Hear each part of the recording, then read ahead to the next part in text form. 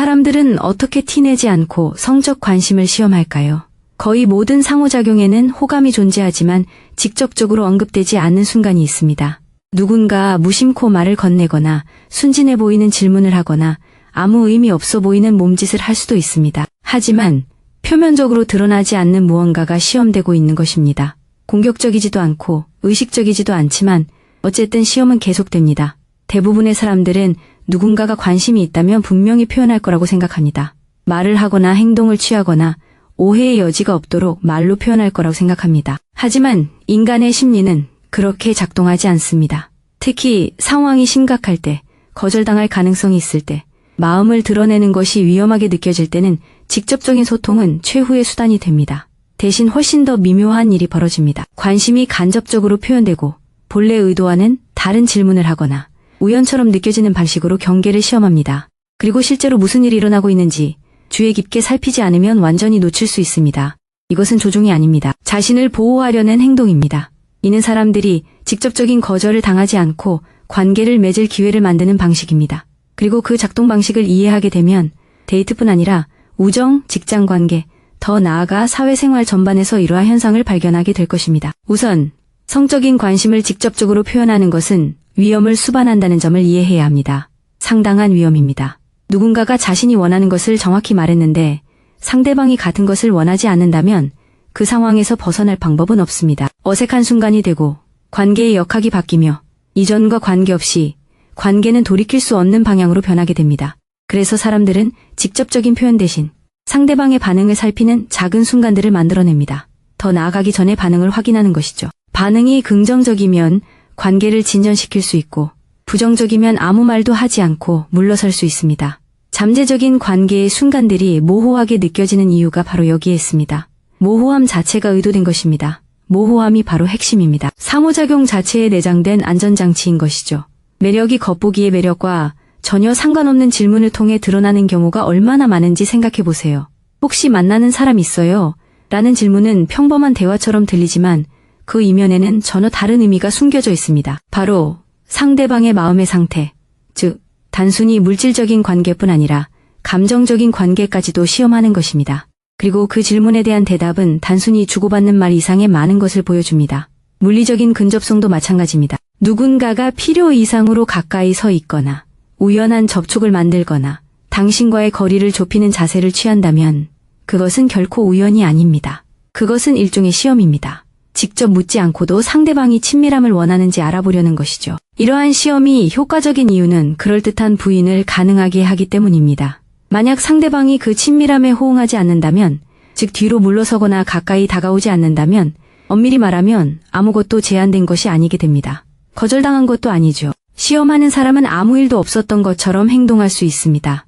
하지만 상대방도 친밀감을 표현한다면, 즉 멀어지기보다는 다가오고 거리를 유지하기보다는 가까워진다면 허락이 주어진 것입니다. 말로 명시적으로 표현하지 않아도 다음 단계의 친밀감이 가능해질 만큼 충분히 분명하게 말입니다. 이것이 바로 관계가 단계적으로 발전하는 이유입니다. 각 단계는 시험입니다. 긍정적인 반응은 관계를 이어가자는 초대입니다. 그리고 망설임이나 거리감은 상호작용을 계속할지 멈출지를 결정하는 정보, 즉 피드백입니다. 더욱 미묘한 형태의 시험이 하나 더 있습니다. 바로 취약성 조절입니다.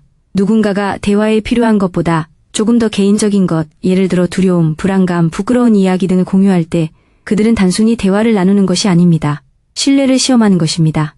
그 취약성이 수용될지 아니면 판단될지를 보는 것입니다. 만약 반응이 따뜻하다면, 즉 상대방이 그 취약성을 무기화하거나 무시하거나 공유한 사람을 바보처럼 느끼게 하지 않고 받아들인다면 안전이 확보된 것입니다. 그리고 안전이 확보된 곳에서 더 깊은 형태의 친밀감이 가능해집니다. 이러한 현상은 양방향으로 작용합니다. 관심이 있는 사람은 자신의 취약한 모습을 상대방이 받아들일지 시험해보곤 합니다. 하지만 동시에 상대방이 취약한 모습을 보일 때도 주의 깊게 살핍니다. 그 순간에 어떻게 반응하는지는 더 큰 차원에서 상대방과 취약한 모습을 공유할 가치가 있는지에 대한 많은 것을 알려줍니다. 성적인 관심은 본질적으로 신뢰를 필요로 합니다. 자신을 드러내는 듯한 모습을 기꺼이 보여줄 의지가 필요합니다. 따라서 그러한 관심의 초기 단계는 거의 항상 작은 시험, 작은 폭로, 그리고 취약한 모습을 보여주는 작은 순간들을 통해 신뢰가 타당한지 확인하는 과정입니다. 사람들이 상호작용을 연장할 이유를 만들어내는 방식 또한 또 다른 시험 메커니즘입니다. 끝날 수도 있지만 끝나지 않는 대화, 함께하는 시간을 더 만들어내는 초대, 상호작용이 자연스럽게 끝날 순간에 던지는 질문 자연스러운 종료 지점을 넘어 대화를 연장하기 위해 의도적으로 고안된 질문 등이 그 예입니다. 이 모든 것은 명시적으로 말하지 않습니다. 아무도 당신과 더 많은 시간을 보내고 싶어서 대화를 연장하는 거예요. 당신도 같은 생각인지 시험해보는 거예요. 라고 말하지 않습니다.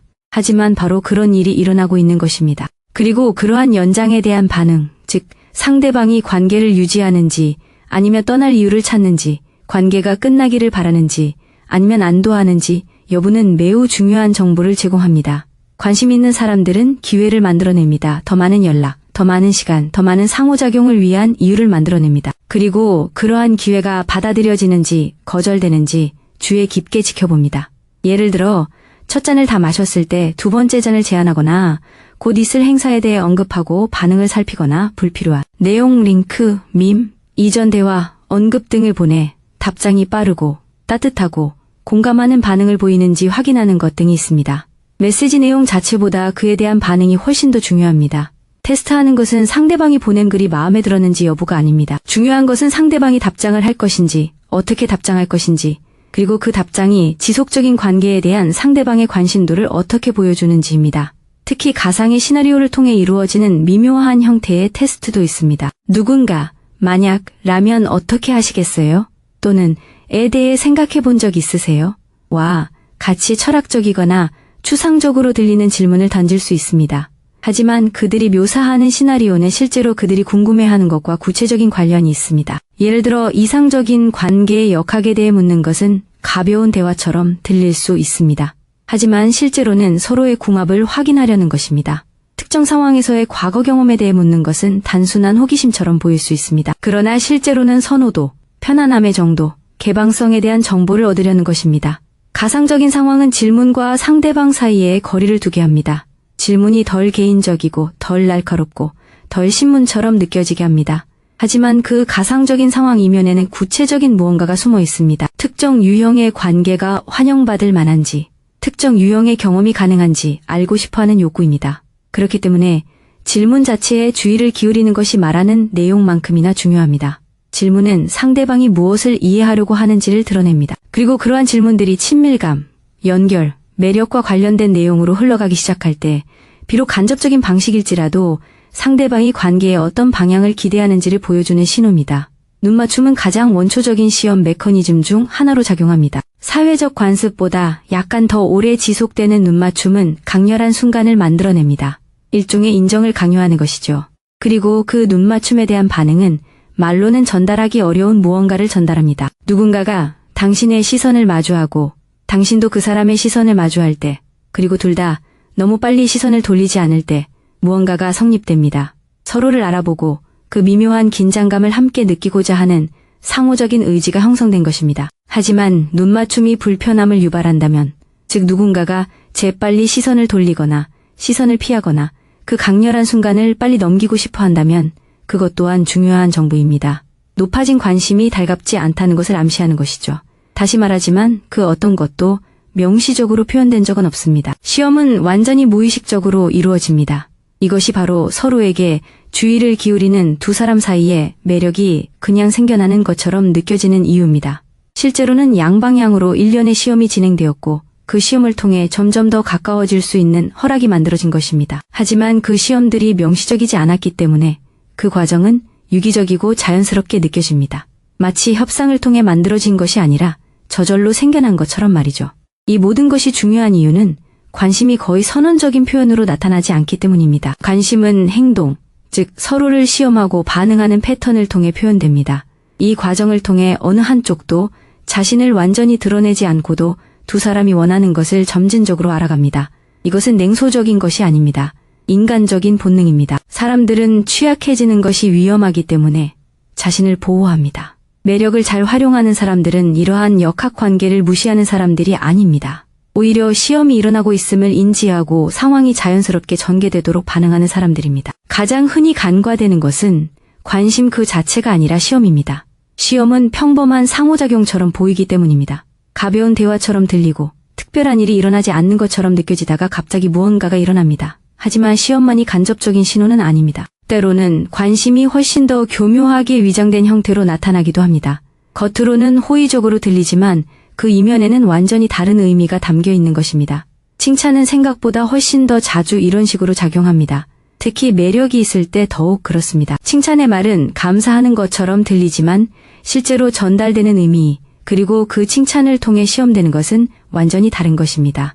다음 영상에서는 이러한 원리를 자세히 설명합니다. 특정 칭찬이 단순한 아첨을 넘어 훨씬 더 구체적인 의미를 전달하는 이유와 겉보기에는 순수해 보이는 말 속에 숨겨진 진짜 의미는 무엇인지 알아봅니다.